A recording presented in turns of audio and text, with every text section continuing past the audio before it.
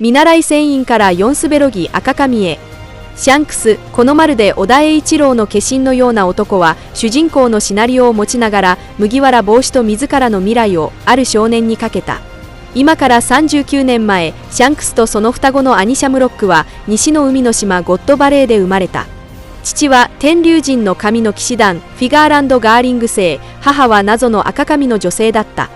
38年前、ガーリング星の提案により、天竜神はゴッドバレーを人間狩り、大会の開催地に選定し、これによってゴッドバレー事件が勃発した。赤髪の母はガーリング星に殺害され、兄弟も連れ去られた。当時若い海兵だったモンキー・ディ・ドラゴンは、兄弟を救出しようとしたが、シャムロックは神の騎士団のマトフィー級に奪われた。一方シャンクスは偶然宝箱に入り込み、最終的にロジャー海賊団に連れて行かれた。事件終結後、ロジャーはこの宝箱の中からこの赤髪の少年を発見し、自らの手でこの SSR を引き当てた。38年前から25年前まで、シャンクスは見習い船員として、ロジャー海賊団と共に海を冒険した。親友は特徴的な赤鼻を持つバギーだった。この間、彼は驚異的な才能により、ロジャーの側で自然と神秘を習得した。ロジャー海賊団の他のメンバーは誰も真似できなかった技だ。その後、ロジャーは不治の病にかかり、残された時間で最後の冒険を始め、偉大なる航路の果てにある島を目指した。25年前、ロジャー海賊団はラフテルに到達した。シャンクスは病気のバギーを看病するため、2人とも同行しなかった。ロジャーが帰還した日、シャンクスは彼にある質問をし、その後激しく泣き崩れた。この質問は今もなお作中の重要な伏線となっている。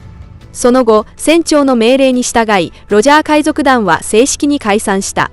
24年前、シャンクスはローグタウンで船長ロジャーの公開処刑を目撃した。その後、彼はバギーを自身の海賊団に誘おうとした。しかし、シャンクスが当面ラフテルへ行くつもりがないと聞くと、バギーは彼を見込みがないと判断して失望し、2人はそこでたもとを分かった。その後、彼らはそれぞれ自分の海賊団を結成した。22年前、シャンクスは狙撃手ヤソップの噂を聞き、東の海のシロップ村を訪れ、彼を仲間に誘った。この時点で、シャンクスはすでに自身の海賊団を結成していたと推測される。19年前、ある村が海賊に襲われ、2歳の歌が連れ去られた。赤髪海賊団がその海賊たちを撃破した後、シャンクスは宝箱の中で彼女を発見した。それはまるで、かつて彼自身がロジャーに見つけられた時の再来のようだった。その後、シャンクスは歌を引き取った。後に彼女は音楽家として赤髪海賊団に加わった。15年前、シャンクスはある理由で聖地マリージョアに戻り、兄や父と再会し、浅見契約を結んで神の従人となり、神の騎士団に協力した。この時、シャンクスの左目は負傷したばかりで、少し前にティーチと交戦し、左目に特徴的な傷を負わされたと推測される。同年、フィッシャータイガーが聖地マリージョア襲撃事件を引き起こし、シャンクスはタイガーに助太刀し、最終的に多くの奴隷を解放した。事件の翌日、シャンクスは巨人の王ハラルドに出会ったが、彼は知らないふりをし、あえて天竜人らしく振る舞った。14年前、シャンクスはある任務を命じられ、それを完遂すれば、深海契約を結び、神の騎士へと昇格できるはずだった。しかし、シャンクスは聖地から突然失踪することを選び、それによってイムに支配される運命を回避した。その後、彼はエルバフへ向かいギャバンと会い、ある計画を阻止するためにハラルドと対話を試みた。その日、ハラルドはイムに反抗しようとしたが、身体は深海契約によって強制的にコントロールされていた。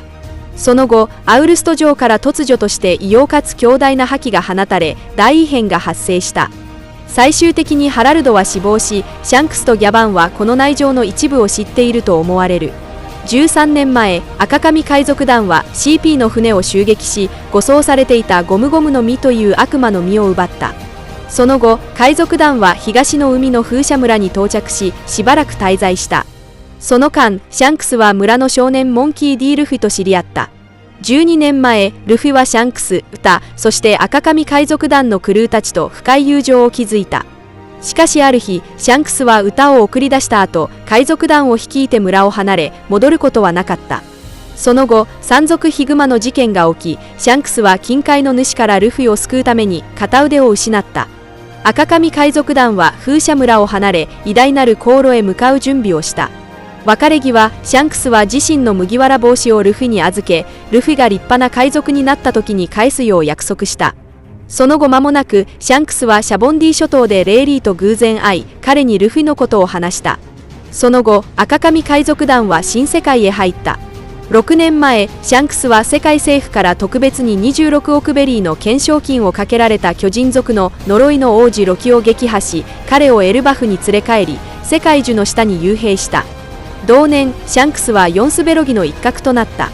この出来事はロキの撃破と直接関係していると推測される。2年前、エースとティーチの接触を阻止するため、シャンクスは白ひげ海賊団のモビーディック号に乗り込み、もう一人のヨンスベロギ・エドワード・ニューゲートと交渉したが、決裂した。その後、頂上戦争が勃発した。シャンクスは百獣海賊団の戦争介入を阻止した後、戦争の終盤に海軍本部へ駆けつけ、双方の殺し合いを終わらせた。最終的に白ひげとエースの遺体を引き取り、白ひげ海賊団の残党とともに彼らの葬儀を執り行った。そして現在の時間軸に至る。